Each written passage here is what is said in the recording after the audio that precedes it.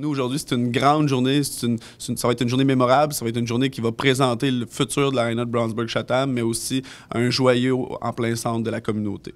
Lors du lancement de la biographie de Gilles Lupien, écrite par le journaliste sportif de Radio-Canada, Martin Leclerc, le maire de Brownsburg-Chatham a donné plus de détails sur les travaux de rénovation de cette aréna qui porte le nom de l'ancien joueur du Canadien de Montréal depuis 1985. Comme vous pouvez le constater, cet endroit est actuellement en pleine transformation. Je suis heureux de vous annoncer que la première phase des travaux de rénovation, principalement concentrés sur la structure du bâtiment, est presque terminée. Cette première phase comprenait, vous le voyez ici, la décontamination du bâtiment, l'imperméabilisation de la fondation, le remplacement du daim français, la réfection de la toiture et du revêtement extérieur, la modernisation de l'éclairage de la patinoire, qui est très d'actualité, l'isolation du toit et le recouvrement du plafond de la patinoire, intérieur bien évidemment, l'ajout d'un système de gicleurs, la réfection de l'électricité, panneaux et câblage, la ventilation, ajout de déshumidificateurs et de systèmes d'échangeurs d'air dans les vestiaires.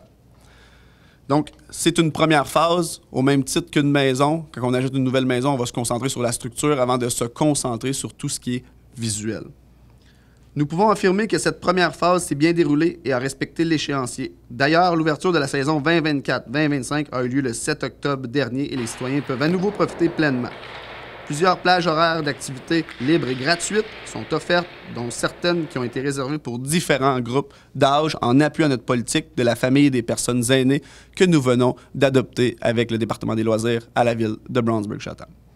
La programmation est complète et disponible sur notre site web qui a aussi connu une refonte, on va le dire, donc très facile d'accès. Cette première phase a coûté environ 2,8 millions de dollars, dont la moitié provient du programme d'aide financière aux infrastructures récréatives et sportives. Selon Kevin Morris, la deuxième phase devrait débuter cet été.